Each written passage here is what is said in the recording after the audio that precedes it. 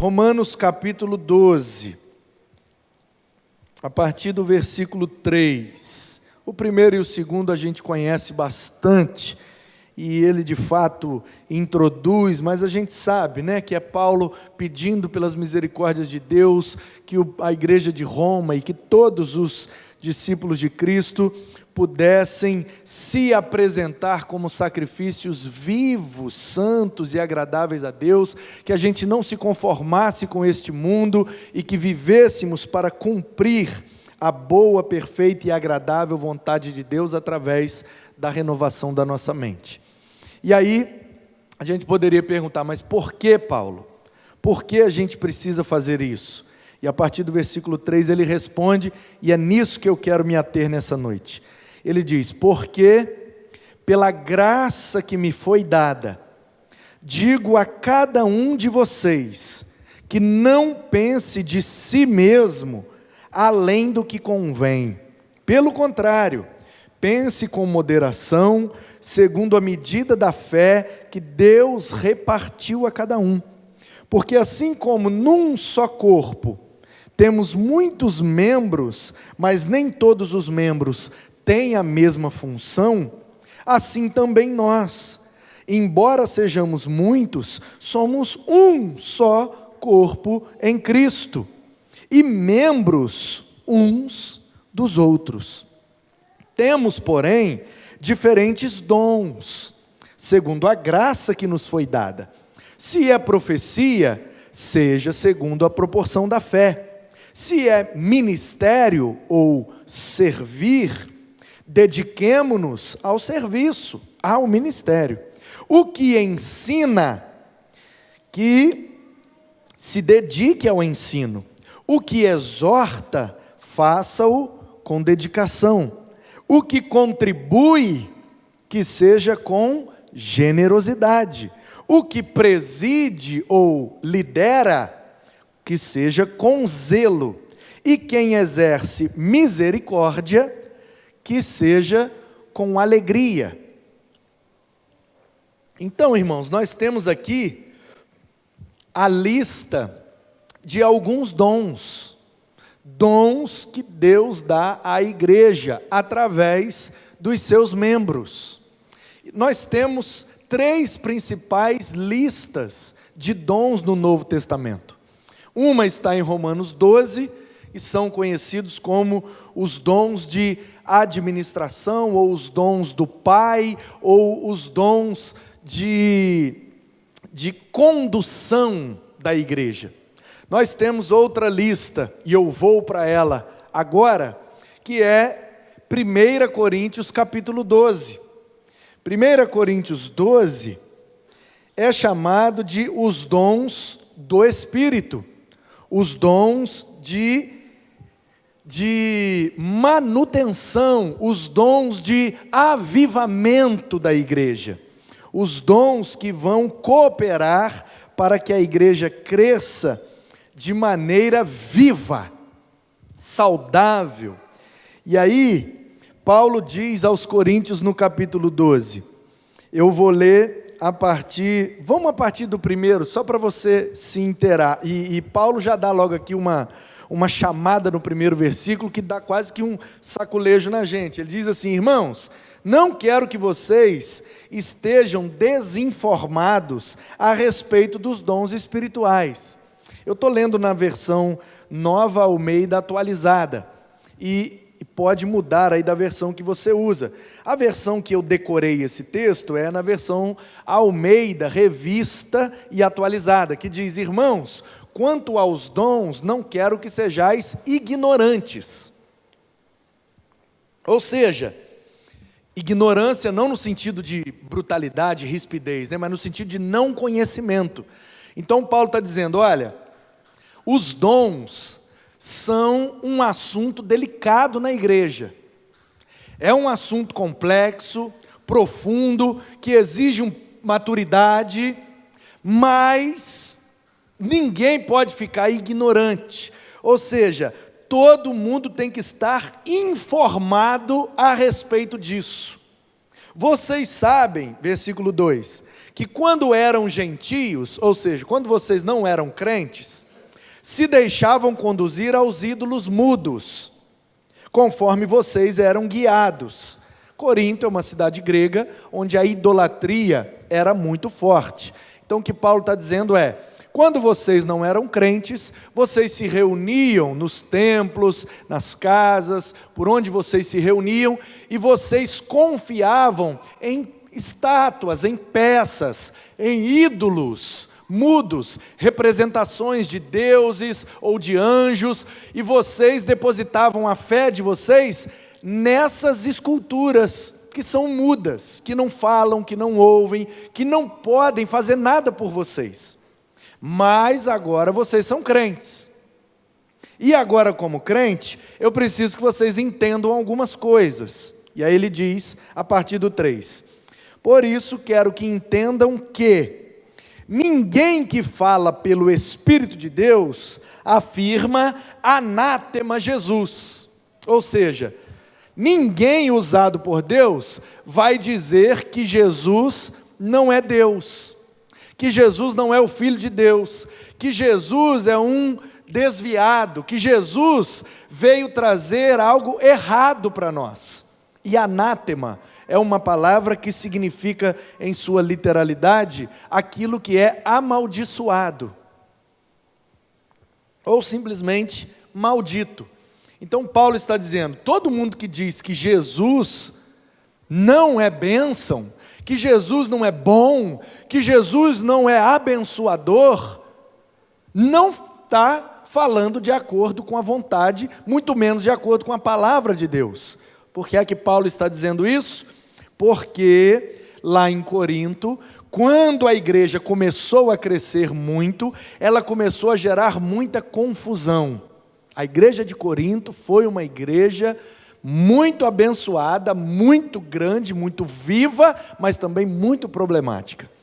E por conta desses problemas internos da igreja, começou a ter uma impressão de que quem estava seguindo a Jesus, a vida ficava pior do que antes, porque essa pessoa agora virou crente, está nessa igreja, e agora que começou a surgir um monte de problema, um monte de fofoca, um monte de confusão, é um tal de gente que é de Pedro, o outro que é de Paulo, o outro que é de Apolo, o outro que é de não sei o quê, e o menino pegou a mulher do pai dele, o outro está botando o outro na justiça, eles são tudo daquela igreja lá, do tal de Jesus.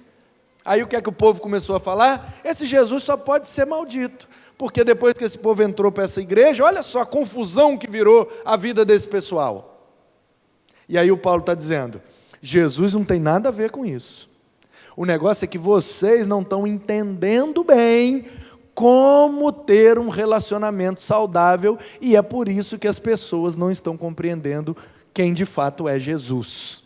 Então Paulo está dizendo, eu vou explicar e vou orientar para que vocês fiquem bem, porque quanto melhor e mais saudável estiver a igreja, mais as pessoas de fora vão concluir, Jesus é bênção, Jesus é bom, Jesus veio para trazer coisas boas. Olha como esse povo da igreja é um povo abençoado, cordial, fraterno, tudo gente boa. Amém? E aí ele diz, por outro lado, ninguém pode dizer Senhor Jesus, a não ser pelo Espírito Santo.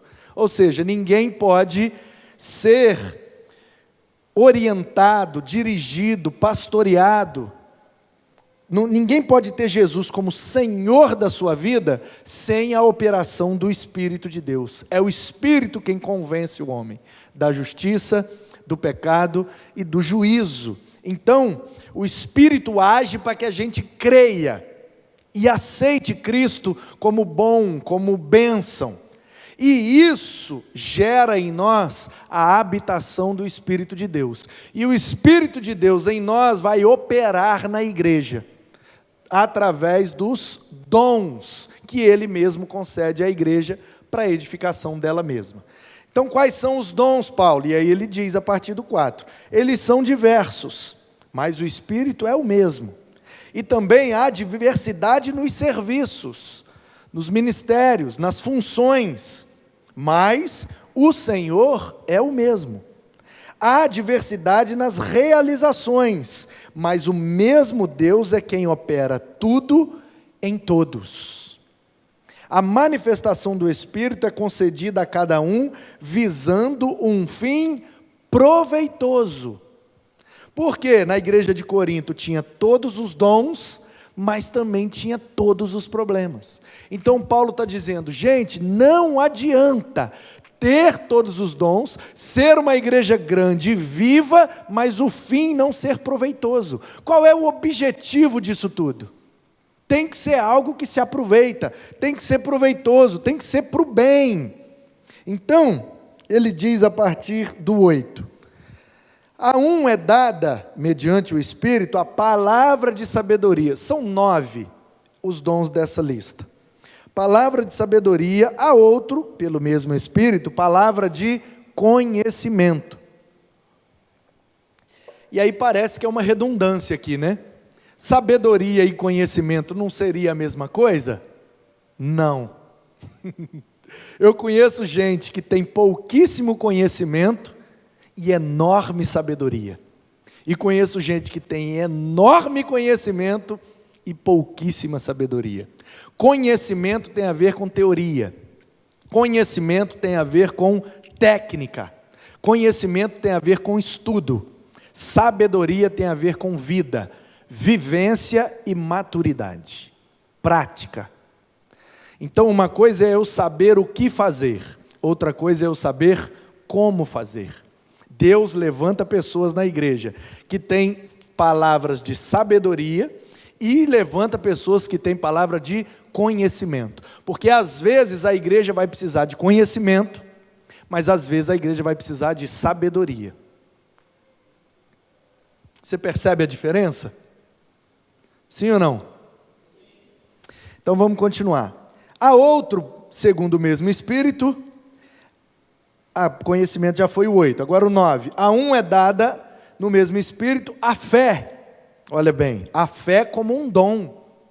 Não é a fé que opera para a salvação.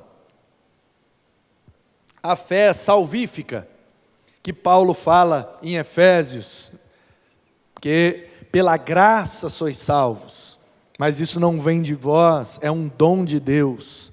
Pela graça sois salvos mediante a fé em Jesus Cristo. Então, existe uma fé que opera para a salvação, mas existe uma fé que opera para a edificação. A edificação da igreja. Um crente com outro crente, igreja de Jesus, mas às vezes rola uma dúvida, às vezes rola uma desconfiança, às vezes rola uma insegurança, e aí Deus usa alguém com uma fé inabalável para inspirar, influenciar e levar a igreja a dar aquele passo de fé na direção da vontade de Deus. Isso é o dom da fé. Não é crer para a salvação, não é a fé que opera para soteriologia ou escatologia, a fé que nos leva para a eternidade. Essa daqui é a fé que opera para a edificação da igreja. É quando Deus usa alguém para mostrar o que é invisível e falar daquilo que ninguém nunca viu. Ora, a fé é, Hebreus 11, a fé é o firme fundamento das coisas que a gente não consegue ver. É a convicção, a certeza daquilo que se espera. Então Deus usa pessoas com fé para edificar a igreja, para que a igreja dê aquele passo, para que a igreja acredite naquilo, para que a igreja veja antes mesmo de acontecer e decida e progrida e alcance o que Deus tem preparado para ela. E pelo mesmo Espírito, a outro é dado o dom de curar. Cura.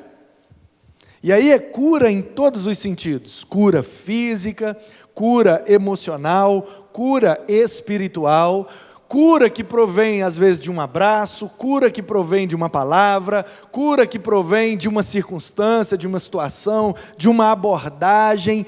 Quantas e quantas vezes nós na igreja não fomos curados em alguma medida ou em alguma área de nossas vidas. Às vezes, uma cura milagrosa.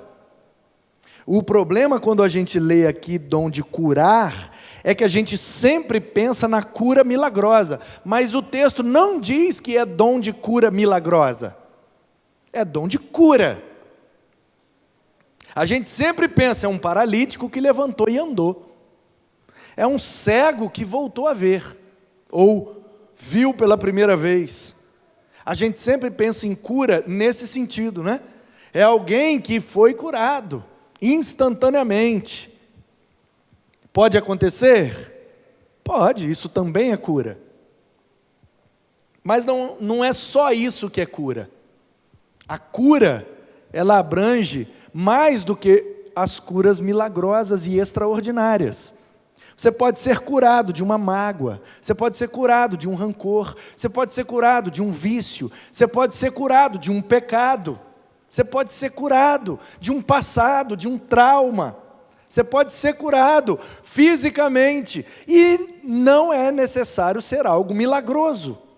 Eu me lembro, há alguns anos atrás, eu estava no último ano do seminário, estávamos num culto, na igreja, claro, onde eu congregava e era seminarista. Era um culto de semana. Naquela sexta-feira, eu não tive aula, então eu fui para o culto de sexta-feira, que era um culto voltado para oração, para avivamento, fé, e era um culto assim, com essa ênfase. Tínhamos o culto na quarta, que era mais na ênfase do estudo, do aprendizado, das escrituras, e o culto da sexta-feira tinha essa ênfase da oração, da busca, e do propósito com Deus, e era um ambiente muito agradável, muito saudável, onde Deus operava poderosamente. E num culto daquele, enquanto o pastor pregava a palavra, algo que ele falou me tocou profundamente, e eu estava naquele tempo, no último ano do seminário, trabalhando, e morava em Guarapari, congregava em Anchieta, estudava em Vitória, já com família, Manuzinho, com Mateus em casa, e correria, posto de gasolina 24 horas, praticamente sem folga, e evento todo sábado, liderando juventude, dando aula de EBD, pregando já fora, viajando, uma correria, uma coisa louca, e foi me dando um negócio no estômago, e refluxo, e não sei o que e tal. E aí minha avó, uma vez eu lá visitando minha mãe, minha avó me deu um remédio chamado Lansoprazol. Meu, eu falava, nossa, mas eu estou sentindo não sei o que, minha avó é a dona dos remédios, ela manja tudo. E ela falou, vem cá, vou te dar um negócio, aí ela me deu um remedinho, eu tomei aquilo, aí ela botou numa sacolinha alguns e falou, quando você chegar lá, você procura na farmácia, ou manda manipular, Lansoprazol, você vai tomar em jejum todo dia, toma umzinho desse aqui, você não vai sentir nada. Aí eu fiz, depois evoluiu para o omeprazol, e foi só subindo de 5 para 10, para 15, para 20, e naquela época eu estava vivendo a base desses prazol aí. Se eu acordasse e não tomasse aqueles bichinhos, eu não conseguia comer, não conseguia almoçar, tudo que eu comia ficava regurgitando aquilo, tudo estresse, tudo estresse. E aí, naquele culto, o pastor estava ministrando, e eu tomei essa decisão naquele culto. Eu não sou muito disso, vocês me conhecem. Mas quando eu cismo, o negócio é sério. E aí, eu cheguei em casa e eu senti, naquele culto, não sei explicar, mas eu senti que Deus tinha me curado daquele negócio. E aí eu falei, eu estou curado. Eu não vou mais tomar prazol nenhum. E vamos ver o que vai acontecer. E aí eu, no dia seguinte, não tomei. E no outro não tomei, até hoje, nunca mais tomei. De vez em quando eu tomo, quando precisa. Tem lá em casa, o Manuzinho também toma, porque ele tem lá uns negócios do estômago dele. Então, ontem mesmo a Ana Paula me deu um. Eu fui dar aula em Cachoeiro na segunda-feira e não sei se eu comi, alguma coisa aconteceu, não sei se foi a água, a comida, eu sei que eu voltei e fiquei meio esquisito. E aí eu fiquei ruim na segunda, na terça-feira, eu fiquei ruim, E ontem também eu estava meio esquisito, a Ana Paula me deu um prazol daquele para eu conseguir dormir melhor. E até ajudou. Mas eu era dependente daquilo, eu tinha que tomar todo dia, senão eu não aguentava. E naquele dia aconteceu isso. Não foi nada milagroso, eu não dei nenhum testemunho, nem falei isso com ninguém. Estou falando aqui hoje. Acho que eu comentei isso 1, 2 vezes de lá para cá, isso já tem uns 12 anos. Então vejam bem, o dom de curar. Então a gente precisa crer nos dons, porque a Bíblia é palavra de Deus para hoje.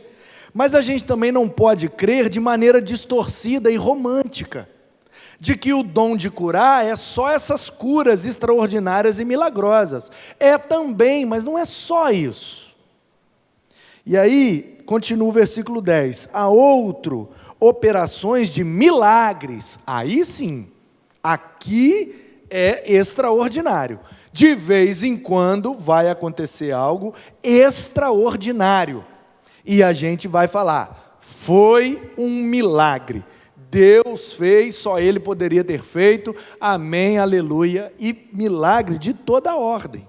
Não pense também, dessa maneira aí, fantasiosa, de que milagre é só relacionado a esse tipo de cura ou de evento.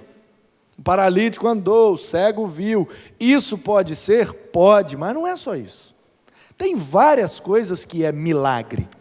Uma pessoa dar o braço a torcer, concordar com o Evangelho, abrir mão de suas convicções para o bem do reino de Deus, isso é milagre, irmão.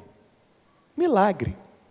Uma pessoa que não consegue perdoar, que guarda o rancor, ou que tem uma dificuldade e que de repente, como num passe de mágica, ou seja, numa operação milagrosa, através de uma música, através de uma frase, através de um abraço, um vídeo que passou, as crianças fizeram a apresentação, de repente Deus usa aquilo, toca na pessoa e a pessoa imediatamente muda. É milagre. Milagre. Tem muito tipo de milagre, muito. Basta a gente estar com as antenas ligadas, com a sensibilidade necessária para perceber, é Deus fazendo, é milagre. É milagre. A Kombi que está ali, nós não temos usado muito por causa da pandemia, mas daqui a pouco ela volta ativa. Essa Kombi é milagre. Quem lembra da história dela? Milagre. Precisamos de um veículo para o projeto social. A minha ideia foi uma caminhonete, porque era para buscar doações, roupas, né, móveis, utensílios, coisas para o bazar, e também buscar comida, doações lá no Ceasa e tal. E aí eu pensei, uma caminhonete para a gente buscar doações. Aí eu lembro que eu até pedi, não sei se foi o Abner ou a Rayara que fez uma caminhonete, aí falei, bota logo aí uma Hilux, bota o logotipo do projeto, e vamos fazer uma campanha para a gente comprar uma caminhonete e tal, e tal. Passou uns meses, nós não arrecadamos nem R$500. Até que um dia uma irmã falou, pastor, não seria melhor uma Kombi?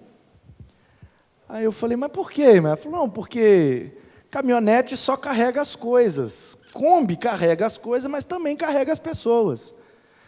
E aí eu olhei para ela e aquilo me deu uma raiva, mas raiva de mim, porque eu pensei, por que não foi eu que tive essa ideia? Que ideia maravilhosa, que genial, é lógico, até porque uma igreja batista sem uma Kombi não está completa. E aí mudamos a divulgação, campanha da Kombi, mais um ano não juntou nem R$1.000. E aí a gente estava com um número aproximado de quase R$2.000, depois de um ano e tanto de campanha para comprar a Kombi. Comprava nem as rodas, né? Aí eu fui pregar num retiro. Um retiro de Páscoa de uma igreja. Uma igreja grande, com um povo abastado. E eu falei com os irmãos. Era Páscoa, eu fui na quinta ou na sexta, não lembro. Preguei e tal. E aí domingo pela manhã, tivemos o culto da ressurreição. O sítio era na região de Guarapari, e aí eu conversei com o pastor da igreja, o culto lá seria acho que 9 ou 10 da manhã, E aí eu falei, ó, eu vou sair bem cedo, vou lá na minha igreja, vou fazer o culto da ressurreição lá com os irmãos, 6 da manhã, e volto para estar com vocês no culto aqui, não sei se era 9 ou 10 da manhã. Falei, tudo bem, está tranquilo, tudo certo. E aí eu vim, ministrei a ceia, fizemos o culto, foi maravilhoso o culto aquele dia. E aí, no final, eu disse, irmãos, eu estou pregando no retiro de uma igreja, vou voltar para lá agora, vou pregar, é a última vez que eu vou pregar, depois do almoço, acabou o retiro, vai embora, à noite eu vou estar aqui de volta. E eu já conversei com o pastor lá, e eu vou pedir umas doações para o bazar. Agora, lá no final do culto da manhã, eu vou passar os slides do projeto, e o último slide do projeto eu botei a imagem da campanha da Kombi. Uma Kombi com um logotipo igual ela está ali. E aí eu falei, eu queria que os irmãos orassem, porque eu vou pedir as doações lá para o bazar e vou pedir, para a Kombi. Já conversei com o pastor, ele me autorizou. Irmãos, vai que eu volto de lá com essa Kombi. Amém? E aí pouca gente se manifestou, eu lembro que uma irmã lá atrás levantou a mão e fez, amém. E eu agarrei naquele amém dela. Eu falei, então amém. Eu vou voltar com essa Kombi. E para todo mundo, fala a verdade, era uma viagem louca da minha cabeça, O pastor vai pregar no retiro, vai voltar com a Kombi? Pois bem, meus irmãos, eu preguei, apresentei o negócio, fiz, quando terminou o povo veio, aí eu falei, minha esposa vai estar ali fora, vamos botar uma mesa, e aí, claro, o pastor tinha me autorizado a fazer. E aí eu falei, cada um de vocês são tudo rico, vocês são tudo bem de vida, não adianta querer me enganar, eu vi os carros de vocês ali fora, então o negócio é o seguinte, vocês vão voltar para o quarto agora, depois do culto, e vão mudar a roupa para vir mais confortável para o almoço. Quando você vier para o almoço, você vai olhar lá na sua bagagem, na sua mochila, na sua bolsa, e vai separar uma peça. De que eu não sei, mas uma peça boa lá você vai separar e vai trazer para a gente vender e abençoar o projeto social, porque as crianças precisam de nós e vocês podem nos ajudar. Eu conto com vocês, amém, aleluia, e pá. Aquilo encheu assim a mesa, e deram chuteira, deram tênis, deram roupa, deram cordão, deram brinco, deram um monte de coisa. Joguei no porta-malas e no banco de trás, lotei aquele azeiro de doação e vim, carro lotado. Chegou aí, foi uma festa, veio muita coisa boa. Amém, aleluia, eu já estava satisfeito. Mudei a roupa, botei uma bermuda, uma camiseta, fui para a fila do almoço. Retiro aquele monte de gente, fila do almoço, é aquela fila que faz volta, vai para cá, vai para lá, com um pratinho na mão. E aí, de repente, eu indo assim, veio um senhorzinho assim, um senhorzinho de bermuda, uma camiseta, aquele bonezinho jogado só por cima assim, sabe aquele bonezinho só jogadinho assim? E aí veio aquele senhorzinho assim e tal, aí a fila caracol assim, de repente veio andando, ele parou do meu lado. Aí ele olhou e falou assim, pastor, como é que é o negócio da Kombi lá que o senhor falou? Aí eu falei, irmão, a Kombi? E aí eu olhei e falei, meu Deus, tadinho desse velho, gente. A Rosimiere está ligada. E aí eu falei, não, é um projeto social que nós temos, a gente ganha muita doação, então queria uma Kombi, porque aí pode servir também, pode buscar, pode levar, pode para servir o projeto, para servir a igreja, vai ser uma bênção. Pastor, e quanto custa essa Kombi? Aí eu falei, meu irmão, eu falar a verdade para você, eu nem sei, porque a gente arrecadou tão pouco, que ainda vai faltar muito para eu ter que comprar, então vou deixar juntar um valor maior, porque aí quando eu for comprar eu vejo o preço. Aí ele falou, mas se o pastor está precisando de uma Kombi, o pastor tinha que pelo menos saber o preço da Kombi, Aí eu já, eita, que isso, velho? Coroa me deu na lata. Aí eu falei, não, eu vou procurar saber. Aí a fila andou para lá, ele foi para lá e eu vim para cá. Aí foi dando volta, daqui a pouco chegou do lado de novo. Aí eu parei do lado dele, ele, aí pastor, viu o preço da Kombi?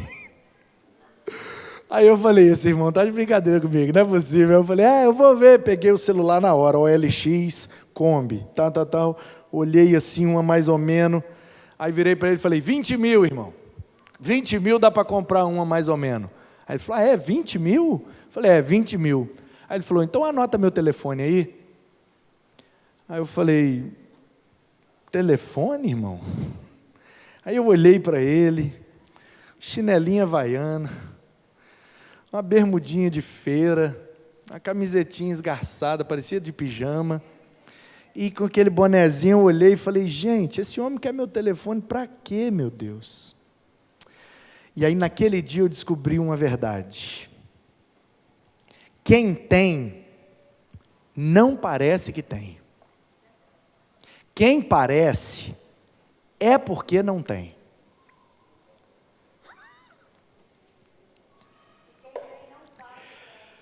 E aí eu peguei o telefone, salvei, aí ele falou, quando o senhor chegar em Vitória, o senhor olha a Kombi e me liga.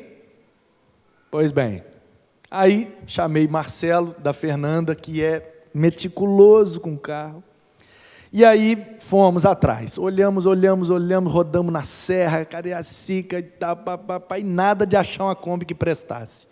Um belo dia Marcelo me liga, pastor, vem aqui em Cariacica agora, eu estou aqui perto de Novo Brasil, e achei uma Kombi aqui que está nova, 19 mil quilômetros rodados, mas linda, de um senhor que tem uma mercearia, ele só entrega compra aqui perto, e está querendo vender rápido, porque quer comprar um terreno do lado da mercearia, que ele quer fazer um mercadinho, e eu peguei o carro e parti para Cariacica, e fui lá para Novo Brasil, ali é Viana, é Cariacica ainda, né? Divisa ali com Viana, e aí chegamos lá, aquela Kombi, mas estava nova mesmo, aí demos uma volta na Kombi, eu falei, pronto, top. Aí o cara falou, tá aí para vender, tá tudo aí documento e tal, mas eu quero 30 mil. Falei, ai meu Deus. Aí eu falei, tá bom, peraí. Peguei o telefone e liguei para o homem, mas liguei assim, né? O que esse homem vai arrumar? O cara quer 30 mil, eu tenho uns 1.800, ele vai mandar o quê? Uns 500 conto de oferta, uns R$1.000 de oferta? Tá, mas eu vou ligar. Aí liguei, o homem atendeu do outro lado. O pastor, da compra, eu achei que o senhor tinha até esquecido de mim, pastor. Falei, não, que eu estava procurando, estava difícil de achar uma boa. Achou? Achei. Tá boa? Boa, linda, maravilhosa e tal. Mas só que o homem está querendo 30. Aí ele falou, pastor, mas 30, mas tem que estar muito boa. Eu falei, mas está muito boa. Então manda umas fotos dela aí para mim. Aí eu falei, o senhor tem um WhatsApp? Ele, é claro, uai. Eu falei, gente, esse velho está me batendo sem me encostar, toda hora. Tirei as fotos e mandei. Ele mandou um áudio, tá bonita mesmo. Aí ele virou e falou assim, chama o dono da Kombi e fala com ele que tudo que nós temos, 10% pertence ao Senhor. O dízimo é de Deus. Então que ele tem que tirar o dízimo e nós vamos dar 27 na Kombi. Aí eu falei, nós vamos dar? Aí ele falou, vai pastor, negocia aí com o homem, se ele tirar o dízimo você me liga. Aí eu falei, meu querido, a Kombi é da igreja. Aí peguei o celular, mostrei as fotos da igreja, do projeto, tal, a Kombi, e é o seguinte, o negócio é de Deus, se é de Deus tem que tirar o dízimo, e é 27 mil. Aí ele falou, à vista? Eu falei, à vista. Mas por dentro eu estava, que vista? Eu tenho um telefone do velho, meu Deus, o que vai dar isso? E à vista, então eu faço, se é para a igreja à vista eu faço, só um minuto, fui lá fora e liguei, meu querido, ele faz, 27 pastor, 27, então tá bom, pega o número da conta aí para mim que eu vou transferir para ele agora. Aí eu falei, irmão, o senhor vai transferir quanto? Ele falou, quanto é que é a Kombi, pastor? Eu falei, 27, ele, então quanto é que eu vou transferir? Eu falei, eu não sei, estou perguntando, ele, pastor, o senhor é devagar, hein? Falei, nunca apanhei tanto para ganhar um presente. E o homem, irmãos, transferiu 27 mil reais. E eu vim com a Kombi nova, escondido da igreja, levei para plotar. A Abner fez a arte, botamos adesivo nela, escondi ali no Clóvis, ficou guardada ali na garagem do Clóvis, escondida. Quando foi no domingo de manhã, irmãos, o povo já nem lembrava mais da oração. Pode ser que eu volte com a Kombi, hein? E aí eu perguntei, quem lembra? Quem lembra da oração? Quem lembra que eu podia voltar com a Kombi? Pois bem, todo mundo vamos descer, tem um negócio lá na calçada esperando a gente. E aí eu botei ela ali na calçada com pisca-alerta, com adesivo, toda novinha, a Kombi. Toda nós ganhamos ela. De que você chama isso? Eu chamo de milagre. Você chama de quê? Então, você percebe que houve, olha só, houve nesse processo, só nessa história que eu te contei, houve palavra de sabedoria, houve palavra de conhecimento, sabedoria da irmã que sugeriu a Kombi, conhecimento do Marcelo que buscou a melhor Kombi possível, houve fé, houve cura, houve milagre. Que cura que houve, pastor? Um irmão olhou a Kombi lá embaixo, aquela festa, e nós tirando foto, aquela coisa linda, a Kombi, glória a Deus, aleluia. Um irmão me abraçou, encostou o rosto aqui em mim e escorreu uma lágrima no olho dele. E aí eu falei, ô meu irmão, está emocionado, que bênção, né? Aí ele falou, pastor, eu achei que eu ia morrer e não ia ver uma Kombi aqui nessa igreja. Falei, é mesmo, irmão? Ele falou, é. E esse negócio estava agarrado aqui dentro de mim há muitos anos. Porque há alguns anos atrás, nós tínhamos condição de comprar a Kombi. Mas não compramos. Decidiu a igreja em assembleia investir em outras coisas, acabou comprando outras coisas e nós ficamos sem a Kombi. E ele me disse, na época eu trabalhava com os embaixadores do rei e uma Kombi seria muito útil para nós. Mas a igreja não decidiu por comprar a Kombi. Aquilo promoveu uma mágoa no meu coração e eu fiquei muitos anos com isso. E os anos foram passando e eu via que nunca acontecia, nunca se concretizava o desejo da igreja ter uma Kombi. E a igreja tem que ter uma Kombi, né, pastor? Eu falei, é verdade, tem que ter. E aí ele falou, mas hoje eu estou em paz. Agora eu posso morrer. A minha igreja tem uma Kombi. Eu falei, amém, mas o senhor não vai morrer não, tem muita coisa ainda para nós viver. Eu não sei se você percebeu, mas o que ele estava me dizendo é, hoje eu fui curado. Eu esqueci, eu larguei para lá, eu estou satisfeito, eu tirei um peso de mim. E aí, irmãos, há outro profecia, há outro discernimento de espíritos, há outro variedade de línguas, que nós entendemos aqui ser capacidade para falar e interpretar e compreender idiomas, línguas, idiomas, dialetos, porque a igreja de Corinto era uma igreja de passagem, uma metrópole portuária, onde passava gente de tudo quanto era nação, de tudo quanto idioma se falava ali em Corinto. Então, Deus foi capacitando a igreja para expandir o evangelho, para que em todos os idiomas se compreendesse que só Jesus é o Senhor. Eu sei que tem gente que interpreta, compreende e pratica isso diferente de nós. Nós respeitamos com o mais absoluto amor, mas é assim que nós compreendemos. E aí no final Paulo diz, mas um só, e o mesmo Espírito realiza todas essas coisas, distribuindo-as cada um individualmente, conforme Ele quer. É Deus quem faz. Faz quando quer, faz com quem quer e faz do jeito que quer. E nós estamos começando esse mês para falar da harmonia no relacionamento.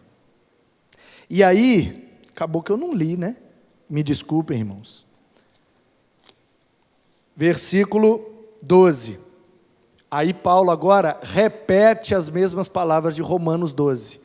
Lá ele diz as palavras e depois ele fala dos dons. Aqui ele fala dos dons, depois ele diz as mesmas palavras. A partir do 12, de 1 Coríntios 12. Porque assim como o corpo é um, e tem muitos membros, e todos os membros, mesmo sendo muitos, constituem um só corpo, assim também é com respeito a Cristo. Pois em um só Espírito, todos nós fomos batizados em um só corpo, quer judeus, grego, escravo, livre, a todos nós foi dado de beber de um só Espírito. Porque também o corpo não é um só membro, mas muitos. Se o pé disser, porque eu não sou mão, não sou do corpo, nem por isso deixa de ser corpo. Se o ouvido disser, porque eu não sou o olho, eu não sou do corpo, ele não deixa de ser corpo. Se todo o corpo fosse o olho, como é que iria ouvir? Se todo o corpo fosse ouvido, como é que ia sentir cheiro? Deus dispôs os membros, colocando cada um deles no corpo como Ele quis. Se todos, porém, fossem um só membro, onde estaria o corpo? O certo é que há muitos membros, mas um só corpo. Os olhos não podem dizer à mão, não precisamos de você, e a cabeça não pode dizer aos pés, não preciso de vocês. Pelo contrário, os membros do corpo que parecem ser mais fracos são os mais necessários. E os que nos parecem menos dignos, a estes damos muito mais honra. Também os que em nós não são decorosos, revestimos de especial honra. Ao passo que os nossos membros nobres não têm necessidade disso. Contudo, Deus coordenou o corpo, concedendo muito mais honra àquilo que menos tinha, para que não haja divisão no corpo, mas para que os membros cooperem com igual cuidado em favor uns dos outros, de maneira que, se um membro sofre, todos sofrem com ele, e se um deles é honrado, todos se alegram com ele. Ora, vocês são o corpo de Cristo, individualmente, membros desse corpo. A uns Deus estabeleceu na igreja, primeiramente, apóstolos, profetas, mestres, operadores de milagres, dons de curar, de ajudar, e aí ele vai administrar, variedade de língua. Serão todos apóstolos? Serão todos profetas? Serão todos mestres? E aí Paulo termina dizendo, Deus fez cada um do seu jeito, porque Ele quer usar cada um à sua maneira, para que o corpo seja edificado pela ajuda de todos. Amém? Agora deixa eu pregar. Eu estava só lendo o texto, mas a minha pregação não vai passar de 5 minutos. Por que é que eu li e fiz questão de mostrar esses textos que, na minha opinião, são praticamente textos gêmeos? Paulo falando dos dons, falando da diferença dos dons, da variedade de dons, mas focando que o corpo é um só, que o objetivo é um só, porque é um só Deus, uma só vontade de Deus, um só propósito de Deus, uma só a missão de Deus para todos nós, e cada um deve cooperar com aquilo que é e pode. Portanto, o que é harmonia, meus irmãos? E aí eu fui estudar, e a turma da música aí tampa os ouvidos agora, principalmente o Igor e o Juninho, porque eu não sou da música. Mas o significado de harmonia é o seguinte: quando você tem duas ou mais coisas que são, ao mesmo tempo, pertinentes e simultâneas. Vou repetir. A harmonia é quando você tem duas ou mais coisas que são pertinentes e simultâneas. Por que é que essa palavra é usada na música? Porque na música há a possibilidade de você usar duas ou mais notas que sejam pertinentes, porque não é toda nota que se encaixa numa determinada harmonia. Então precisam ser pertinentes, ou seja, precisa ser agradável, fazer sentido, e simultâneas. E aí eu aprendi hoje, eu sabia mais ou menos, mas hoje eu vi na técnica, a diferença de melodia para harmonia. A melodia são duas ou mais notas que são subsequentes. Então uma nota depois da outra, depois da outra, depois da outra, depois da outra, depois da outra, aí você forma a melodia. A harmonia são duas ou mais notas que são pertinentes, que são agradáveis, mas que são simultâneas. Para ser harmonia tem que ser simultâneo, tem que acontecer ao mesmo tempo. E aí eu vou tentar. Como é que liga aqui, Juninho? Libera aí, Isaac. Estão ouvindo aí? Está saindo aí? Que nota é essa, Igor? Hã? Era o outro dó, a oitavada. O menino tem ouvido absoluto, vocês viram? Isso é um dó, gente. Isso é um mi. Isso é um sol. Se eu tocar uma depois da outra, dó, mi, sol, é uma melodia. Se eu tocar as três ao mesmo tempo, é harmonia. É o acorde de dó, mi e sol. Tá certo, Igor? Dó maior, né? Porque se eu fizer aqui, é o menor. Então veja bem, o que é harmonia, gente? Quando duas ou mais coisas pertinentes e agradáveis acontecem ao mesmo tempo. O que é harmonia no corpo de Cristo? Quando dois ou mais irmãos, com os seus respectivos dons, apesar de diferentes, estão juntos para fazer a mesma coisa. É um acorde de crentes. Entendeu ou não? Eu junto com você, nós todos juntos, fazendo a mesma coisa, buscando o mesmo objetivo, para agradar o mesmo Deus, cumprindo a mesma missão em unidade, união, ao mesmo tempo, simultâneo, juntos. Nós, unidos como igreja, somos o acorde harmônico que agrada os ouvidos de Deus. É isso. Só isso que eu tinha para falar nessa abertura. Que Deus nos abençoe e nos use, cada um como uma nota, e que juntos sejamos um acorde lindo e harmônico para a glória do nosso Deus.